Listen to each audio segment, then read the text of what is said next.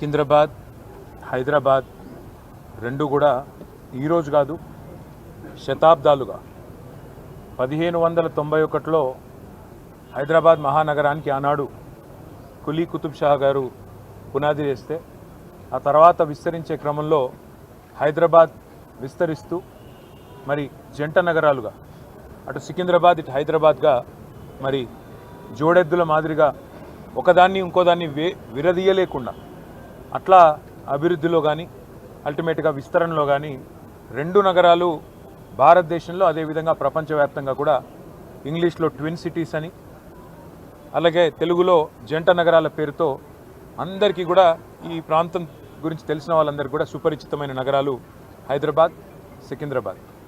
ఇవాళ ఈ ప్రభుత్వం కాంగ్రెస్ ప్రభుత్వం మేము గతంలో విన్నాం, చిన్నప్పుడు చదువుకునేటప్పుడు తుగ్లక్ అనేవాడు ఒకడు ఉండేటోడు, కొన్ని పిచ్చి పనులు చేసినాడు, ఢిల్లీ నుంచి రాజధానిని తరలించాలనే ప్రయత్నం చేసినాడు అని చెప్పి మేము ఎప్పుడో పుస్తకాల్లో చదువుకునేదే తప్ప ఇవాళ ప్రత్యక్షంగా తుగ్లక్ అంటే ఎట్లా ఉంటుందో, తుగ్లక్ పరిపాలన ఎట్లుంటుందో ఇవాళ మాకు కనబడతా ఉన్నది.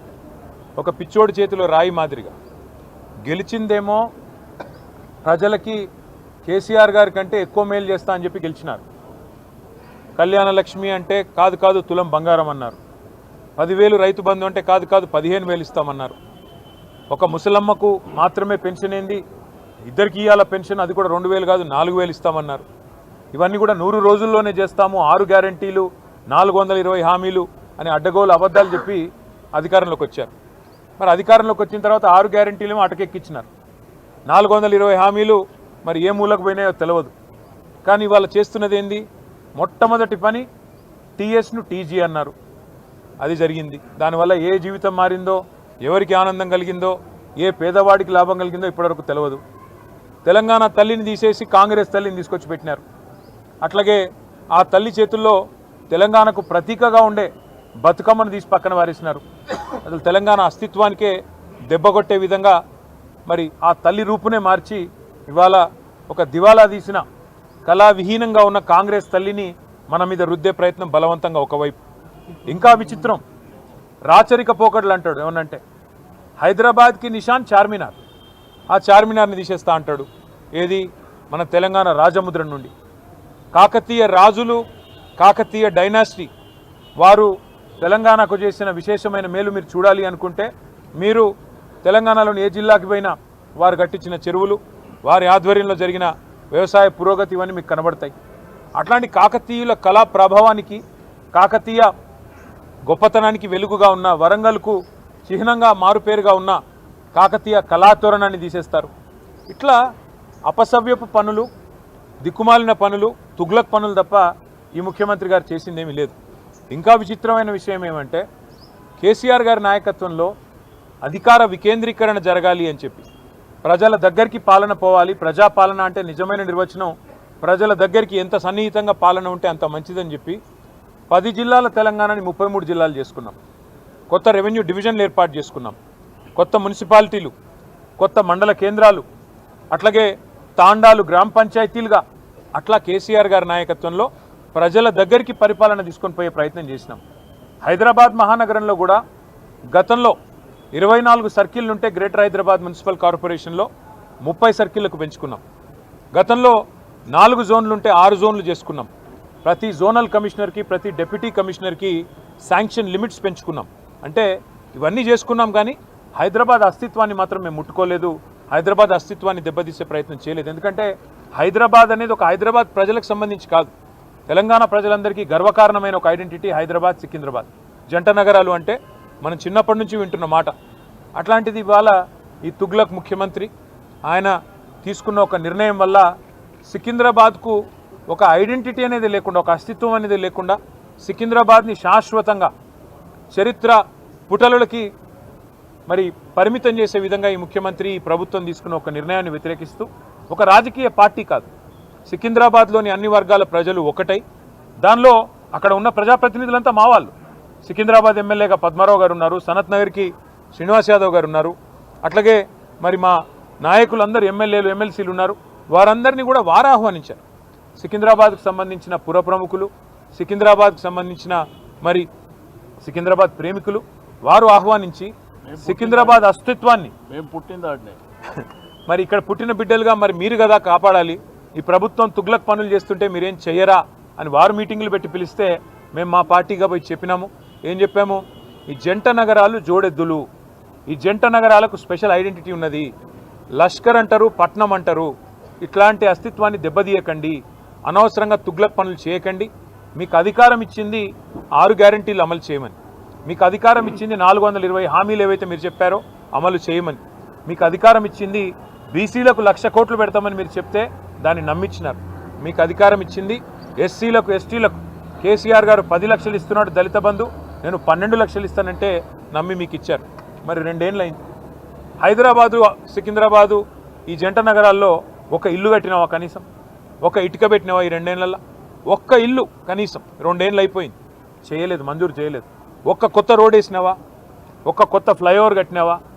ఏదీ లేదు. ఉన్నవి కూలగొట్టుడు తప్ప కట్టిందైతే ఏం లేదు. ఆ కూలగొట్టే క్రమంలో విధ్వంసం మాత్రమే తెలిసిన ఈ ముఖ్యమంత్రి ఇవాళ సికింద్రాబాద్ అనే పదాన్నే లేకుండా విధ్వంసం చేసే ఆలోచన చేస్తుంటే దాన్ని ప్రతిఘటిస్తూ ఇవాళ సికింద్రాబాద్ పెద్దలందరూ కలిసి ఒక శాంతి ర్యాలీ అని పెట్టుకున్నారు. దానికి మమ్మల్ని అందరినీ ఆహ్వానిస్తే ఇవాళ ఉదయం అందరం తెలంగాణ భవన్లో సమావేశం అవుదాం, ఇక్కడ సమావేశమై మన గౌరవ ప్రజాప్రతినిధులందరం కూడా కలిసికట్టుగా పోదాం, సంఘీభావం చెప్దామని చెప్పి మేమందరం ఇక్కడ చేరుకున్న తర్వాత మాకు తెలిసింది శ్రీనివాస్ యాదవ్ గారిని హౌస్ అరెస్ట్ చేసే ప్రయత్నం చేస్తున్నారు, పద్మారావు గారిని హౌస్ అరెస్ట్ చేసినారు, మిగతా మన కార్పొరేటర్లని మిగతా మా నాయకులని దాదాపు 8,000 మంది మా సోదరులని సోదరిమణులని ఎక్కడి వాళ్ళని అక్కడ అరెస్టులు చేస్తూ ఉన్నారని చెప్పి ఇక్కడికి వచ్చిన తర్వాత తెలిసింది. అందుకే నేను ఈ తుగ్లక్ ముఖ్యమంత్రి గారికి చెప్పేది ఒకటే, మీ అధికారం అపరిమితమని మీరు అనుకుంటున్నారు. అధికారం 5 ఏళ్లకు ఒకసారి ప్రజలు రెన్యూ చేస్తే మళ్ళీ వస్తుంది తప్ప మీ ఇష్టం ఉన్నట్టు తుగ్లక్ పనులు చేస్తూ పోతుంటే అధికారం ఎవరికి శాశ్వతం కాదనేది ముఖ్యమంత్రి గారు గుర్తుపెట్టుకోవాలి. ఇంకొక మాట కూడా ముఖ్యమంత్రి గారికి నేను చెప్పేది, మీరు మీ కాంగ్రెస్ పార్టీ శాశ్వతంగా మరి ద్రోహులుగా చరిత్రలో మిగిలిపోతారు.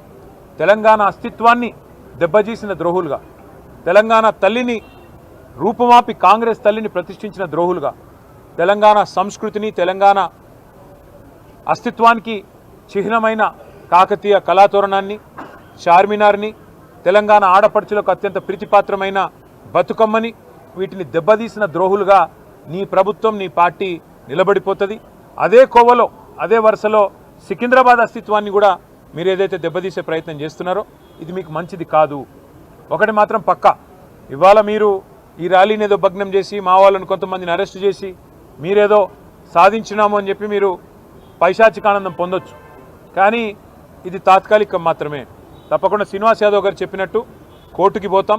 ప్రజాక్షేత్రంలో ప్రజల తరపున న్యాయబద్ధంగా నిరసన చెప్పే హక్కు మనకు రాజ్యాంగం ప్రసాదించిన హక్కు, డాక్టర్ బాబాసాహెబ్ అంబేద్కర్ మనకిచ్చిన హక్కు. అట్లాంటి హక్కును ఈ జనవరి మాసంలో జనవరి 26న అయితే మనం రిపబ్లిక్ డేగా జరుపుకుంటామో, మరి రిపబ్లిక్ డేకి 10 రోజుల ముందు మరి రాహుల్ గాంధీ గారు పెద్ద పోజులు కొడతా ఉంటాడు కాన్స్టిట్యూషన్ పట్టుకొని, ఇగో మేము కాన్స్టిట్యూషన్ సంరక్షకులము రాజ్యాంగ రక్షకులం అని చెప్తాడు. ఇదేనా మీరు రక్షించే పద్ధతి? ఒక శాంతి ర్యాలీని భగ్నం చేసి ప్రజలకు నిరసన చెప్పే హక్కు లేకుండా చేసి ఎక్కడి వాళ్ళని అక్కడ అరెస్టు చేసి ఇదా మీరు చేసే రాజ్యాంగ రక్షణ నేను అడుగుతా ఉన్నా. అందుకే శ్రీనివాస్ యాదవ్ గారు చెప్పినట్టుగా కోర్టుకి పోతాం, ప్రజలను కూడా జాగరూకులను చేస్తాం. జంట నగరాల అస్తిత్వాన్ని దెబ్బతీసే ప్రయత్నం చేస్తున్న ఈ తుగ్లక్ సర్కారుకు తప్పకుండా ప్రజాక్షేత్రంలోనే బుద్ధి చెప్తాము.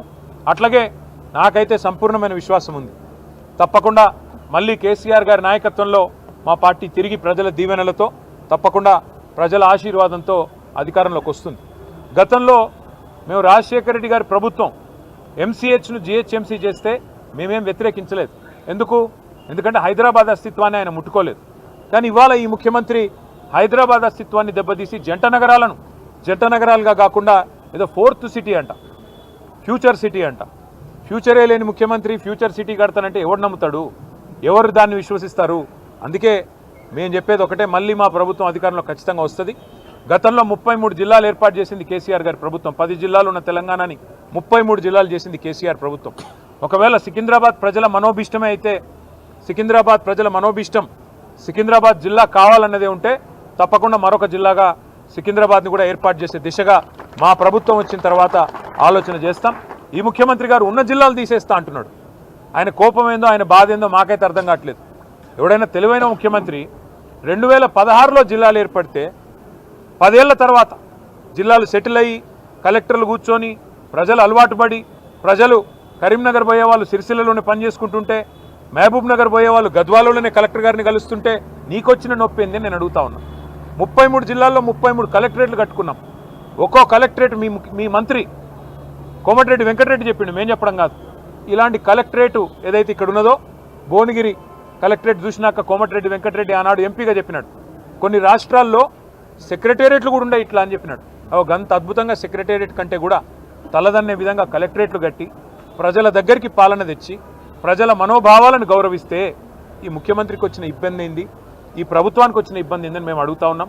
అట్లాగే అవసరమైతే సికింద్రాబాద్ని జిల్లా చేసే దిశగా ఆలోచన చేయాలి కానీ సికింద్రాబాద్ ప్రజల మనోభావాల్ని గౌరవించే దిశగా ఆలోచన చేయాలి కానీ ఈ రకంగా జంట నగరాలని వాటి అస్తిత్వాన్ని చావుదెబ్బ కొట్టే విధంగా ఫ్యూచర్ సిటీ పేరిట 4th సిటీ పేరిట పనికిమాలిన తుగ్లక్ పనులు చేయకుండా మరి ప్రజల మనోభావాల్ని గౌరవించే దిశగా పోవాలని అట్లాగే తప్పకుండా న్యాయస్థానానికి పోతాం.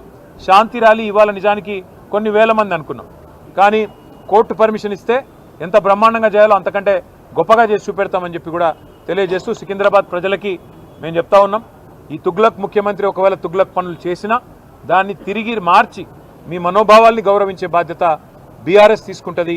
మీరు తప్పకుండా కేసీఆర్ గారి నాయకత్వంలో మీ మనోభావాల్ని వారికి కూడా నివేదించి తప్పకుండా మీ ఆలోచనని గౌరవించే విధంగా ముందుకు పోతామని చెప్పి తెలియజేస్తూ ఈరోజు మరి అరెస్ట్ అయిన వారందరినీ కూడా బేషరతుగా, ఎందుకంటే మేము మరి వారికి అనవసరంగా ఇన్కన్వీనియన్స్ కాజ్ చేయాలని మేము కూడా అనుకోవట్లేదు, అరెస్ట్ అయిన వారిని బేషరతుగా విడుదల చేయాలని చెప్పి కూడా మేము పోలీసు వారికి కూడా డిమాండ్ చేస్తూ మరి ఇట్లాంటి తుగ్లక్ పనులు మానుకోవాలని ముఖ్యమంత్రి రేవంత్ రెడ్డి గారిని కూడా మరొకసారి హెచ్చరిస్తూ మీ అందరు కూడా మీడియాకు కూడా థ్యాంక్స్.